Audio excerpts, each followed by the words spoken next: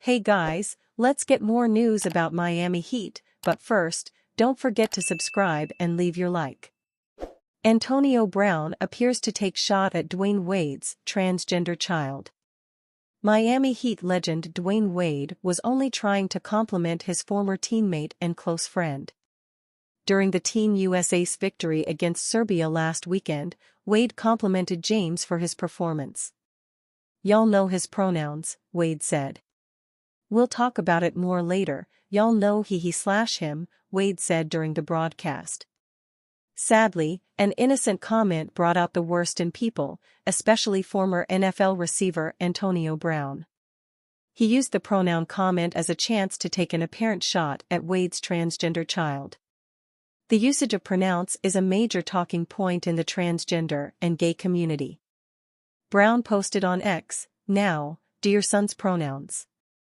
Brown has become a controversial figure since his playing days finished.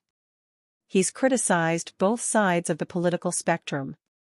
Wade, meanwhile, has maintained support of his teenage daughter, Zaya, who was born a boy. It is possible Miami Heat center Bam Adebayo might get benched on Wednesday against South Sudan, according to an NBA insider. It has nothing with his play, but Adebayo could be a matchup casualty. Brian Windhorst of ESPN said Adebayo could fall out of the rotation in favor of Jason Tatum because of South Sudan's wing players in the front court.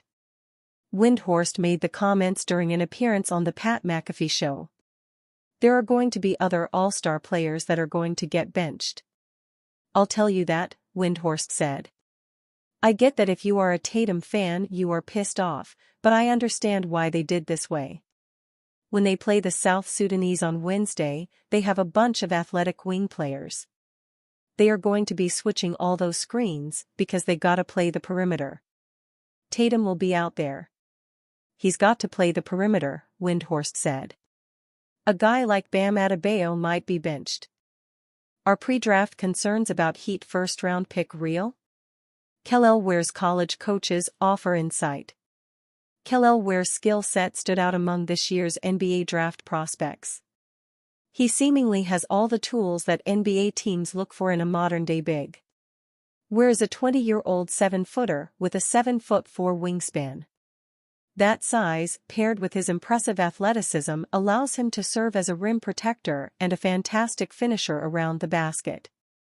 He also shot better than 40% on threes in his final college season and has the potential to eventually play as a floor spacer at the NBA level. So, why was Ware still available when it was the Miami Heat's turn to pick at number 15 overall in the first round of this year's draft? Most pre-draft scouting reports on Ware questioned his effort and focus after a rough freshman season at Oregon that left Ducks head coach Dana Altman often publicly challenging him to play harder. But after the Heat used its first-round pick to add Ware to its roster in late June, Heat Vice President of Basketball Operations and Assistant General Manager Adam Simon dismissed those concerns. Simon labeled it as a low-hanging fruit description of Ware. "We did a lot of background on him," Simon said. Heat Director of College and Pro Scouting, Keith Askins, Heat Vice President of Player Personnel and Sioux Falls Skyforce General Manager, Eric Amsler, "Our scouting staff, we talked to everybody from Coach Chris Crutchfield, who's at Omaha in Nebraska now, and recruited him to Oregon, the Oregon staff, everybody at Indiana, people that have worked with him. Everybody says he's a willing worker and he wants to get better." Crutchfield began recruiting Ware when he was a sophomore at North Little Rock High School. Crutchfield was then the associate head coach at the University of Arkansas, but left during the recruiting process to become the head coach at East Central University, a Division II program, in 2020. After one season at East Central, Crutchfield left to join Altman's staff at the University of Oregon as an assistant coach in 2021. "I just kind of stayed in contact with the guy throughout that whole process," Crutchfield said to the Miami Herald regarding Ware. "As soon as I got the job at Oregon, I went right after him.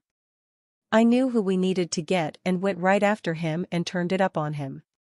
We ended up getting him, but I had a relationship with him already. But Crutchfield left Oregon before Ware arrived on campus. With Ware part of the 2022 recruiting class, Crutchfield departed Oregon after one season to become the head coach at the University of Nebraska-Omaha in March 2022. I felt bad that I left him, Crutchfield said. I always told him this, he didn't have anybody there to advocate for him because the guy that recruited and brought him there left. What he went through, the adversity that he had to go through as a freshman, he could have gone through that even if I was there. And I told him that, you just got to stay strong and realize this is all God's plan to get you where you need to be. Maybe he wants you to go through this adversity that you're going through by not playing, by not feeling like somebody believes in you. Maybe that's your way of digging in. God wanted you to tap into your mental spirits and see how much you really love this game.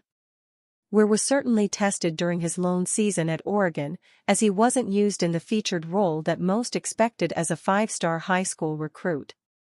While playing as the backup center behind then-senior N'Faly Dante, Ware averaged 6.7 points, 4 rebounds, and 1.3 blocks in 15.8 minutes per game over 34 appearances, 4 starts, as a freshman at Oregon.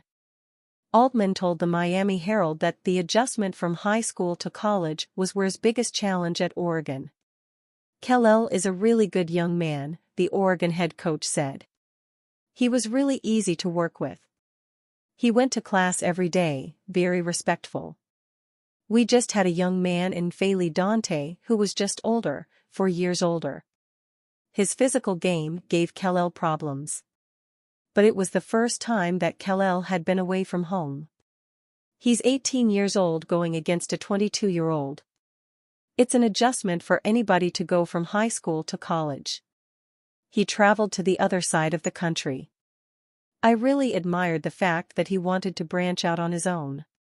It was tough, just the homesickness, because he and his mom and family are really tight, great family. Ware ended up transferring to Indiana for his sophomore season, but he took the valuable lessons that he learned at Oregon with him. Oregon helped me grow mentally, Ware said. It definitely helped me grow mentally stronger and mentally older quicker just having to go through that adversity that I had to go through at Oregon and just being there that whole year. I thank Oregon for that, for helping me grow mentally stronger.